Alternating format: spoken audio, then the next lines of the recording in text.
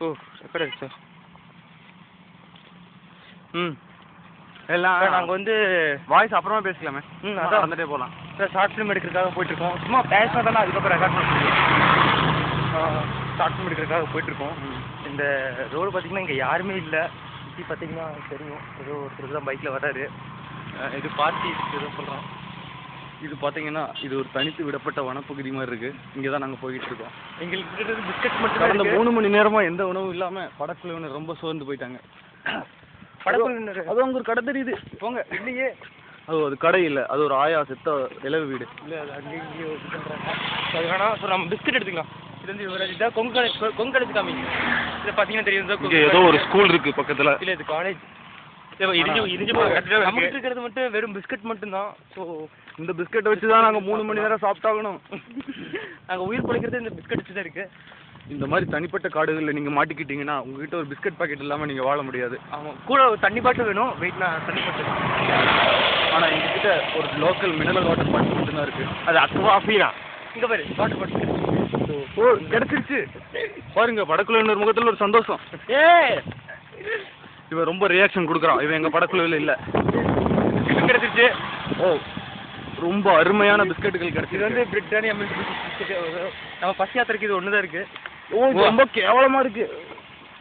இது expiry date முடிஞ்சிருந்தது. இருந்தாலும் பரவாயில்ல, என்ன பண்ணுறது, இருந்தாலும் சாப்பிட்டு தானே ஆகணும். உயிர் பிழைக்கணும்னா இந்த மாதிரி தனிப்பட்ட காடுகளில் உங்களுக்கு ஏதாவது ஒரு பிஸ்கட் இருந்து ஆகணும். பிஸ்கட்டும் தனி பாட்டில் இருந்தால் ஒரு நிமிஷம் வெயிட் பண்ணுங்க. இது ரெக்கார்ட் ஆகிட்டு இருக்கான்னு நான் செக் பண்ணிக்கிறேன். ஓ தேங்க் காட் இது ரெக்கார்ட் ஆகுது. இங்கே காமி. பிஸ்கட்டும் தண்ணி பாட்டில் இருந்தால் போதும், நம்ம வந்து எங்கே வேணாலும் உயிர் பிடிச்சிக்கலாம். எங்களோட வாழ்க்கையில் மறக்க முடியாத நம்ம போக வேண்டிய இடம் பக்கத்துலேயே வந்துருச்சு. ஸோ இப்போ நம்ம கூடிய சீக்கிரம் நெருங்கிடுவோம். அது போக இந்த மாதிரி ரோடுகளில் ஜாக்கிரதையாக போகலைன்னா ரோட்டில் வர காரில் அடிபட்டு சாகவும் வாய்ப்பு இருக்கு. அதனால தள்ளி வாங்க. லெனின் கேமரா ரொம்ப நேரமாக பிடிக்கிறனால கை வலிக்குது. கையை மாற்றிக்கிறேன். இப்போ நான் வந்து கேமரா பிடிச்சிக்கிறேன், இவன் பிஸ்கட் பிடிச்சிக்குவான். ஸோ இப்போ கேமரா இவங்கிட்ட கொடுத்தா இவனை மட்டும் தான் காட்டுவான்.